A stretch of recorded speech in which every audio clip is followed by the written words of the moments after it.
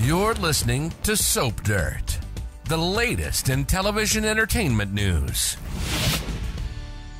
Hey there, Days of Our Lives fans. It is Belinda from Soap Dirt, and I've got your early edition weekly spoilers for the week of February 5th through 9th, which of interest is the first full week of February sweeps. And I've got at least 2 spoilers every day of next week to hold you over until I have the full weekly spoilers. There's exciting stuff happening.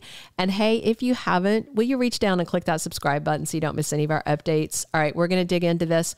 As always, I do a quick rundown of the rest of this week just to give you some context for the spoilers for next week. So you're not like, what? Why is that happening?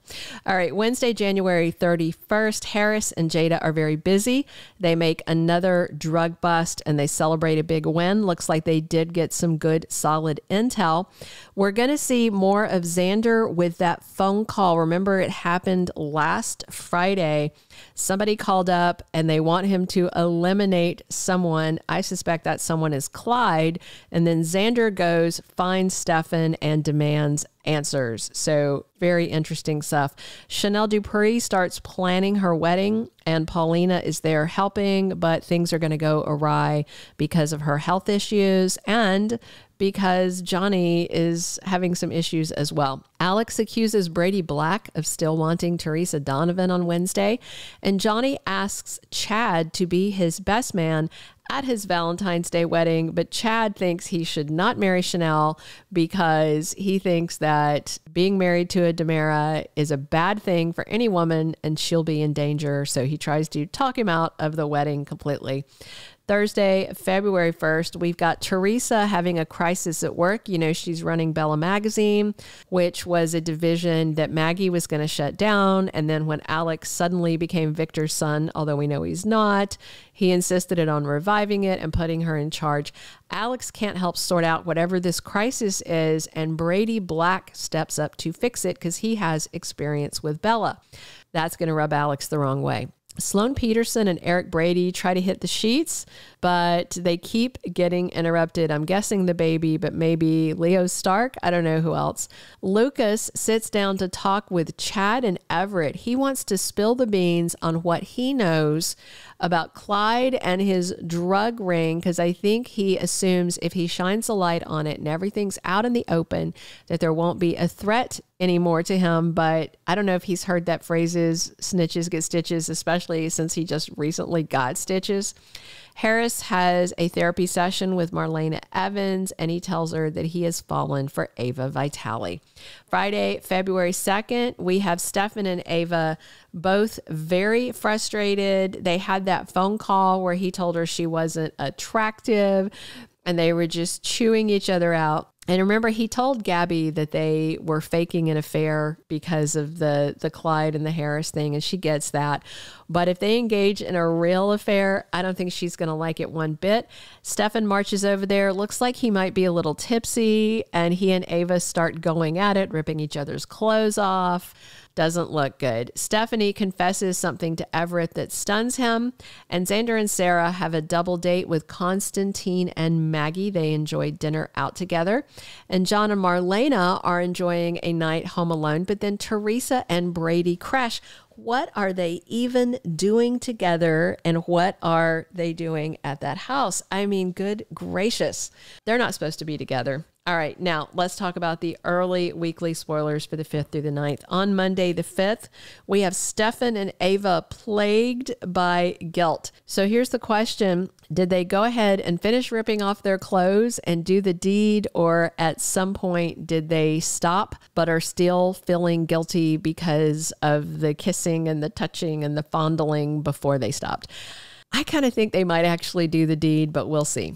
Stephanie and Everett admit their feelings for each other. This is great for Everett, except that he has to know his time is running out because his ex-wife is in town and is a friend of Stephanie, the woman that he would still like to marry, the woman that he was cheating on Jada with. Maybe he thinks if he convinces Stephanie that she loves him before the news comes out, that somehow they'll survive it, but it seems like a dodgy proposition altogether. Tuesday, February 6th, we've got Abe and Paulina bask basking in the afterglow because they make love for the first time since he lost his memories. Looks like they're still gone, but he's also fallen in love with her all over again, so it's very sweet. And Chad and Everett head out to Statesville prison to talk to uber bad guy Clyde Weston. Clearly, they got information from Lucas during their last interview, and they're going to interview the big bad wolf. What are they thinking? What do they think he's going to admit to running a drug ring out of the prison? All they're going to do is get themselves on Clyde's radar. And bad enough, Clyde already killed Chad's wife. I don't know if they would even let Chad in to see him. I don't know if they do that, right? Let the victims' families in to see the murderer. That doesn't seem very healthy. All right, Wednesday, February 7th. We've got Ava meeting with Harris Michaels for a secret tryst.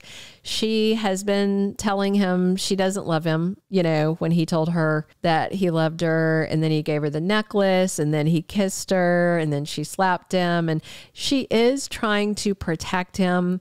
I don't know if she's going to get busy with him hot on the heels of getting busy with, or almost getting busy with, Stefan. We don't know yet how that's going to turn out, but she and Harris are together. We do know he's shot soon, so if their secret tryst is on the docks, well, he could catch a bullet.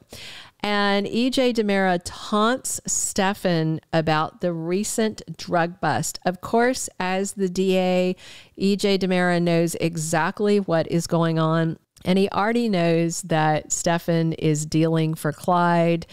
Stefan asked him for help. EJ refused. Then his stepdaughter overdosed. EJ could shut this down. He could have Clyde taken out. And he's just being a real pill because he's not helping.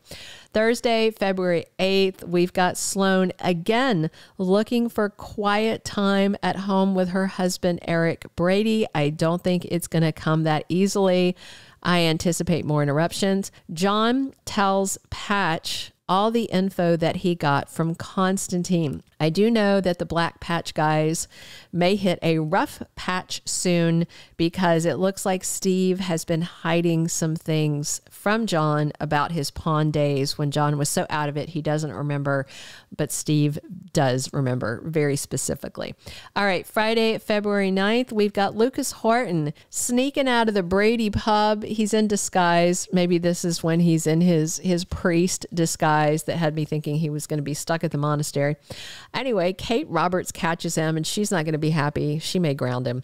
Xander and Sarah are struggling with temptation. These two really, really want to take it to the bedroom. They want to hit the sheets, but they're also trying to take it slow, trying to make sure they're being thoughtful and conscientious parents. But man, it's getting hard for them both. All right, that's everything I have for early spoilers for Days of Our Lives for February 5th through 9th. If you haven't already, please reach down and click subscribe so you don't miss any of our updates, spoilers, and news. And definitely come back soon. We are here talking Days of Our Lives 7 days a week. And as always, it is Belinda from Soap Dirt. Thank you for being a loyal listener. Follow us wherever you get your podcast because you don't want to miss the next episode. Soap Dirt is on all the major podcast platforms, including Apple Podcast, Spotify, iHeartRadio, and more.